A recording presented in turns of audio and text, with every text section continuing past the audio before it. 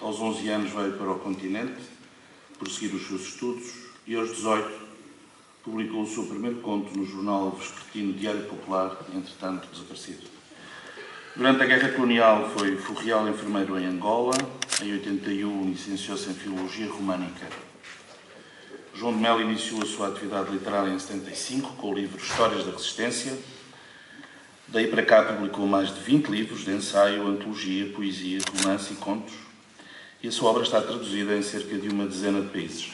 Entre eles, O Meu Mundo Não É Deste Reino, Os Anos da Guerra, Gente Feliz com Lágrimas, com que recebe o grande prémio de romance e novela da APR. Entre 2001 e 2010 foi conselheiro cultural na Embaixada de Portugal em Madrid. Meus senhores e meus senhores, apresento-vos João de Melo, que nos vai dar a sua visão açoriana e continental, muito pessoal sobre o povo que nos faz venir aqui. Eu prometi que não dizia o título da conferência.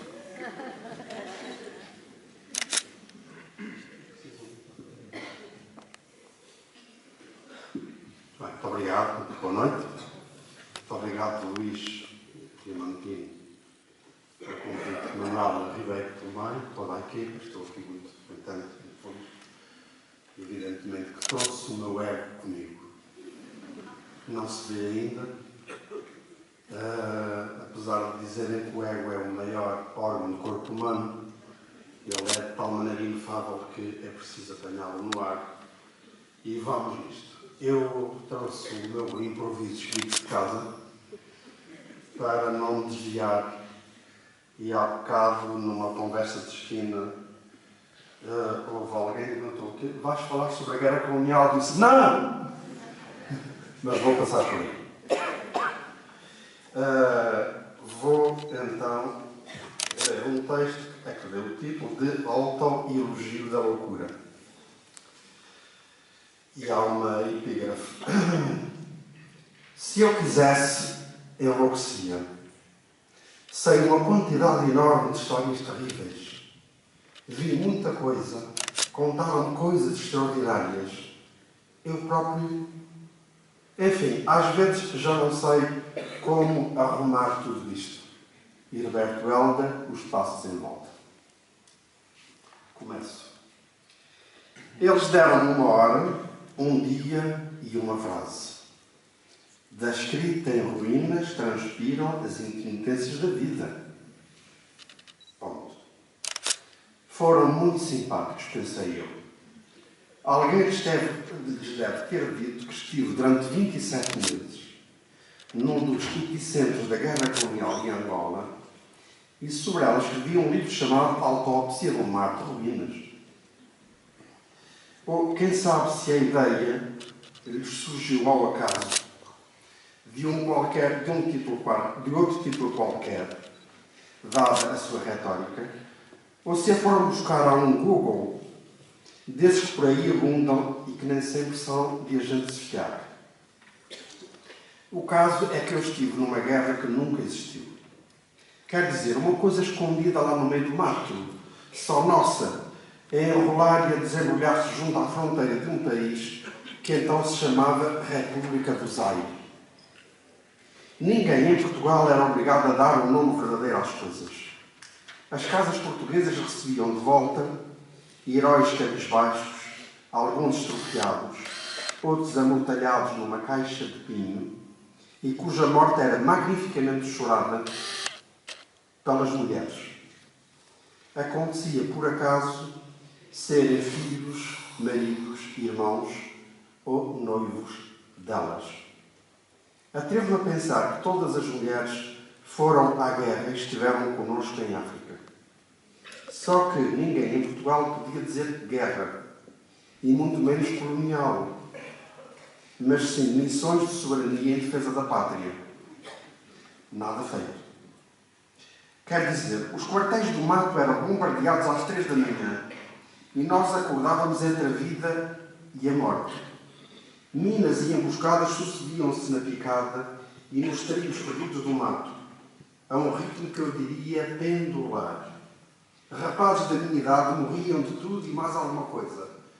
Outros, coitados, agonizavam nos meus braços, como nas guerras de verdade costuma acontecer entre homens, Salve-me, meu ferrial, por amor de Deus, tenho mulher e 3 filhos. Pediu-me um deles durante horas e horas, em estado de agonia. Ainda assim, e contra toda a evidência, estive mesmo numa guerra que nunca existiu. Não me lembro de nela ter morrido de verdade, nem ferido em combate. O meu papel na guerra consistiu em tentar salvar os vivos e ressuscitar os mortos. Já por aqui se vê que também eu, se quisesse, enlouquecia com o poeta Heriberto Helder. Claro que ainda padeço do meu stress pós-traumático de guerra. Existem mesmo razões de sobra para eu estar louco. Se fui salvo e estou aqui, devo apenas à catarse da literatura, a minha. Mas sou uma pessoa de princípios e valores. Não falarei desta guerra, que para os outros, muitos dos quais podem eventualmente estar à minha frente, de facto nunca existiu. Proponho pôr-vos ao corrente da minha vesania e proceder ao autoelogio da minha loucura. Ou ao autoelogio da loucura, tanto faz. Há muitos anos, por ocasião da Feira do Livro de Bruxelas, e perante um auditório de centenas de pessoas que ali vieram conhecer os escritores convidados, um belga sardento e plácido, profissional de comunicação social, nada sabendo de mim, exceto que escrevia e publicava livros em português, decidiu inquirir mais ou menos nestes termos. Monsieur de Mello, on m'a dit que vous êtes un romancier. Alors, je voudrais savoir si, en tant que romancier, se vous vous considérez un menteur.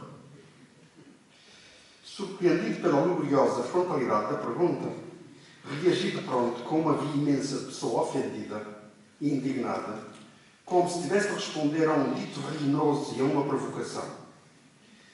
Não tive tempo de pensar numa dessas subtilezas trocistas e graciosas que por vezes nos salvam das situações públicas mais embaraçosas. No meu espírito, apenas se impunha repudiar o caráter acusatório de tal pergunta, que parecia ofender-me a mim, e desacreditar os honrados romancistas e as suas não menos honradas ficções. Recusei liminarmente qualquer associação entre mentira e ficção. Para mim, a arte do romance não consistia em mentir, mas sim numa espécie de fingimento do mundo que se pretendia imitar. A mentira não passa de uma ocultação propositada, de uma estratégia distorcida, enviesada, no modo como representa a realidade. Em contrapartida, expliquei, a arte de fingir exige uma lucidez e uma clarividência em duplo, próxima da imitação típica do real, pela verosimilhança do imaginário literário. Mas então voltou a insistir o belga. Se não era um menteur, como me considerava eu afinal? Um fingidor? Um ilusionista social? Nem uma coisa nem outra, respondi. Apenas que sentia haver em mim um imenso, um necessário e irreversível desejo de loucura. Não tive tempo para o explicitar. E claro que o belga não percebeu patavina daquilo que eu dissera. Nas contínuas e alucinantes sessões de apresentação dos escritores à multidão dos rostos, sendo nós mostrados e exibidos ao público como feirantes de livros e funâmbulos do círculo cultural, o animador da sessão não concedia mais do que 1 minuto a cada escritor. Saíram, pois, de cena os portugueses. Subiram ao palco 3 tímidos nórdicos, 2 poetas e um romancista, de pele avermelhada e olhos azuis. Fiquei na sala a ouvir. Para meu espanto, o homem do microfone, puxando de um papelinho que escondera no bolso do casaco um tanto garrido de cores, fez ao formato romancista nórdico a mesmíssima pergunta: se ele se tinha ou não na conta de um mentiroso. Compreendi tudo. Nada havia de ofensivo na ideia e na imaginação do locutor de serviço. Tratava-se apenas de um número, de uma representação pouco ou nada engenhosa, do seu repetitivo repertório profissional e não de uma acusação aos romancistas. Uf, foi um alívio. Um desejo de loucura, dizia. Sim, porque, tal como o louco varrido, o escritor assume a invisível acusação da lucidez de que é feito o belo e feio, o pobre e rico, o cómico e trágico teatro deste mundo. Muitos outros, depois de Erasmo, fizeram o elogio da loucura. Mas falta escrever a história da própria loucura. Por exemplo, os sentimentos profundos do louco.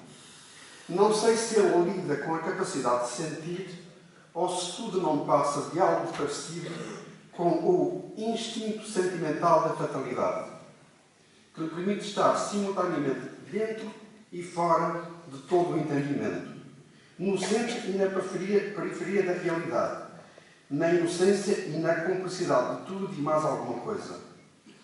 Cada um de nós delimita dentro de si o território exclusivo da sua própria loucura, tanto para escrever como para se defender do enlouquecimento.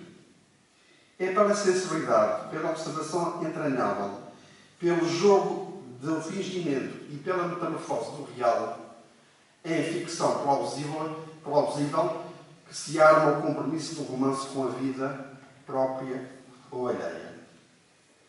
A minha é uma loucura branca, secreta e indizível.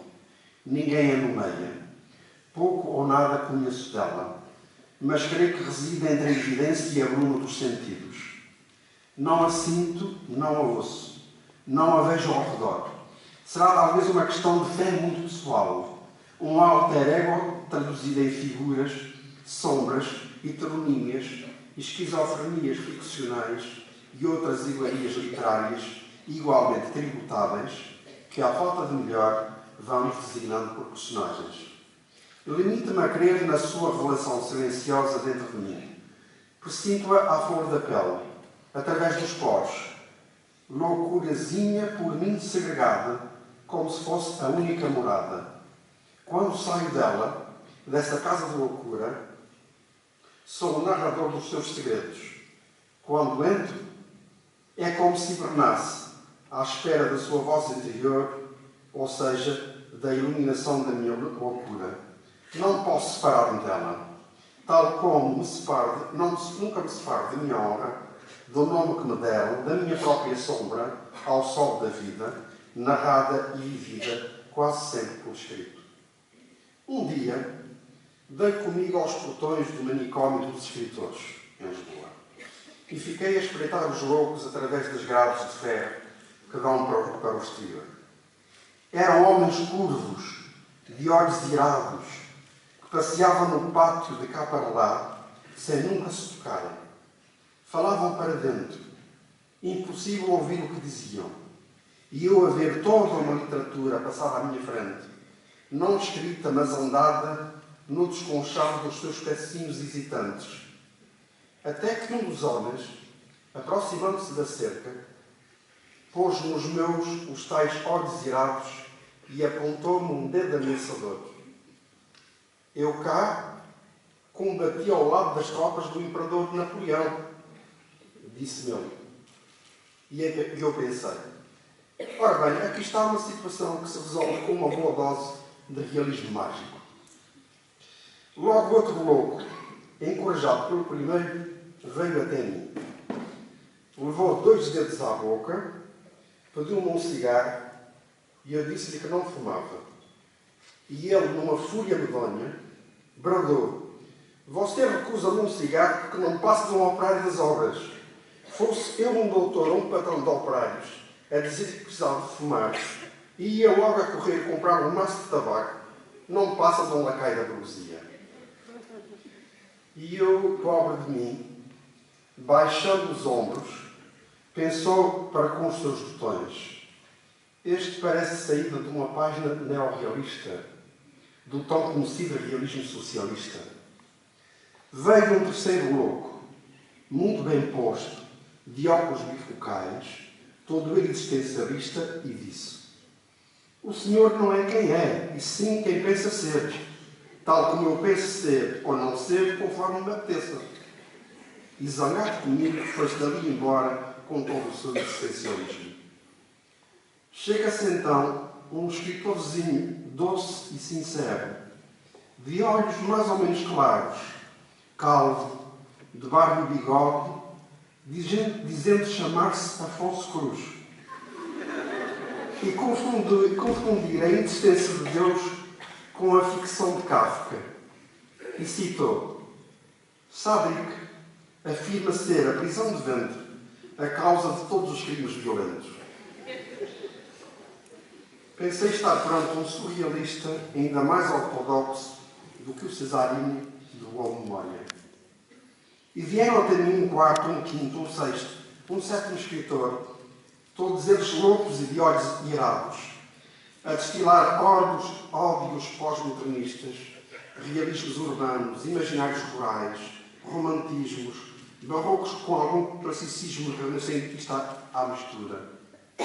Entrei em pânico, sozinho à frente deles, apanhado em flagrante delito, e ergui 2 braços rendidos a implorar misericórdia, perante a fúria desses olhos que me fuzilavam do interior da sua prisão patológica. Apesar dos meus gestos apaziguadores, eu tinha um problema. Como acalmá-los? Foi então que me ocorreu uma frase que os venceu e os extasiou. Da escrita em ruínas transpiram as intermitências da vida. Disse-a in extremis, a tempo de salvar do linchamento, fazer a mala, apanhar o comboio na Gare do Oriente e vir até aqui à Póvoa de Varzim.